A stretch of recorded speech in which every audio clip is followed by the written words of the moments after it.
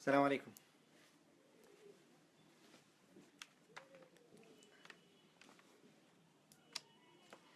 الحمد لله والصلاة والسلام على رسول الله وجوكتنا. السلام عليكم ورحمة الله وبركاته. سؤالوين aad u tiro badan oo sanadka cusub ku saabsan dad badan soo qoreen facebooka, social network in general, twitterka, snapchatka ayaan waxaan ku arkay sanadka cusub dad waa la dhihi karaa dhahaay, dad ma dhahaay, dad oo xaflad samaystay iyo kulli waan ku wada arkay. marka insha Allah taala waxaan rabaa kelmo yar oo ku saabsan sanadka cusub iyo culimada maxay ka dhaheen. طبعا culimadu waaweyn waxay ka dhaheen soo gudbina waxay hadalkayga ma hadalka culimada fatwo la weydiiyay baa soo gudbina insha Allah taala. horta marka hore xaflada in loo dabaaldego culimadu waxay dhaheen sanadka cusub loo dabaaldego oo dabaaldeg xafla loo sameeyo la soo yimaado xafla la sameeyo taas ma banaano dhaheen laana waxa waaye waa gaalada la israacsiinayo ama gaalada la soo okeysiinayo lida waxay dhaheen ma banaano in saas oo kale loo sameeyo ma banaano markii xaflad la sameeyo la soo yimaado. laakiin waxay dhaheen culimada qaarkood waxay qabaan sanadka cusub markuu dhashto haduu qofku yiraaho kullu caam wa anta bikhair haduu ku yiraaho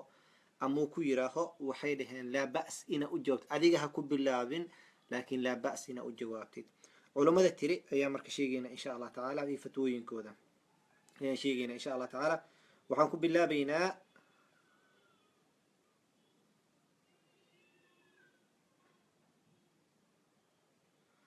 ابن عثيمين رحمه الله تعالى ayaan ku bilaabaynaa. su-aal ayaa la weydiiyey waxaa la yiri waxaa su-aasha waxay ahayd waxaa la weydiiyey markeed maalinta khamiista 25 shahr dhul hijj markay ahayd ayaa la weydiiyey 1415 hijriga ayaa la weydiiyey waxaa la yiri ما رأيكم في تبادل التهنئة في بداية العام. sanadka cusub markuu bilowdo tahniyada oo lisiraho maxaa u aragtaan. wuxuu ku jawaab wuxuu yiri بداية التهنئة في قدوم العام الجديد لا بأس qofkii inuu qof kale ugu tahniyadeeyo عام جديد wuxuu yiri لا بأس ولكنها ليست مشروعة لكن دين ما أهن أو سنة ما أهن أما واجب ما أهن أو قفل ولا باهي إنه سمية ما أهن بمعنى أننا لا نقول للناس ذات كما دهينو يري يسن أن تهني أن نهني سيدي عيد الفطر وكله ساسو كله ما دهينو كله اللي سو تهنيديو وحو يري ما دهينو لكن لو فعلوه هذي سميان فلا بأس وإنما ينبغي له أيضا إذا هناه بالعام الجديد إن شاء الله أن يسأل مركو تهنيدي إنه يراهضو وتمنيو أن يكون عام خير وبركة إليها كايدي سنة خير بركة بضن إليها كايديغو إنه يراهضو أي لو باهيه أيو يري. ابن عثيمين رحمه الله تعالى سؤال كله لو ويدي سنة لبصنا كذب سؤال لو ويدينه ونفس الكلام إذن وحال ويدي آخر لقام عام 1417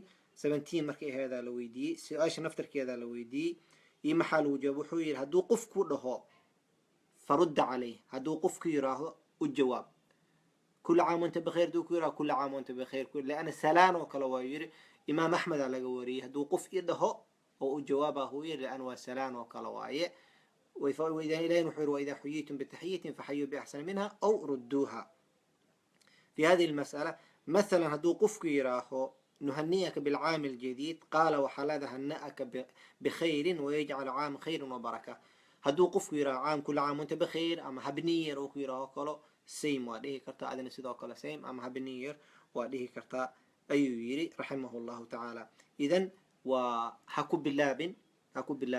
إن هكو بالله ذلك في عينه لكن قف دوك يراه كل عام وانت بخير كل عام وانت بخير واديه كرتا. ابن تيمية رحمه الله تعالى وحير فقد روي عن طائفة من الصحابة أنهم كانوا يفعلون ورخص الأئمة كأحمد.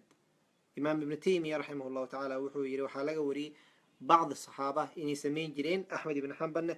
إنه رخصي أي لقوري وحير قال أحمد لا أبتدئ به كما بالله باي قف كما بالله باي لكن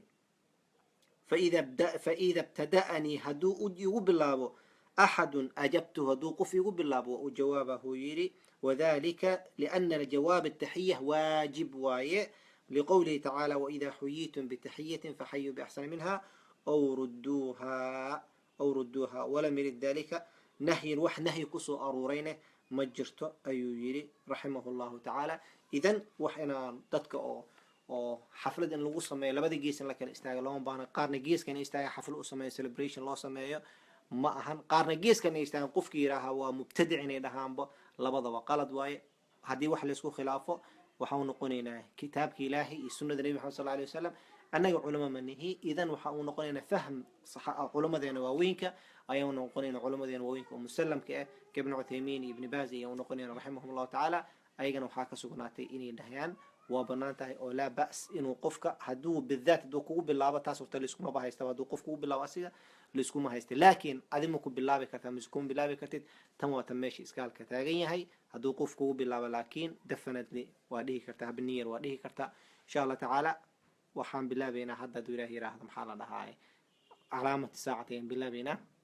kistan walaalo qaarkood aad u dalbada waxay dhahan ha isku darin labada barnaamij kala goy ha isku darin labada barnaamij kala goy kana gooni usoo saar kana gooni usoo saar idan insha allah tacaala hadda waa goynaynaa kabacdi waxaan soo gelaynaa kii kala hore ka bilaabayna hadduu ilaah yiraahdo ku jira ha ka bixin insha allah tacaala baarak allah fiikum cinwaankeedana wuxuu noqonaa calaamaati saaca ka sheekeynayni waxaan ka sheekeynaynaa addaaba daabada soo bixi doonto aakhiri zamaanka soo bixi doonto maxay tahay ayaan ka sheekeynayna insha allah tacaala ku jira baarak allah fiikum salaam calaykum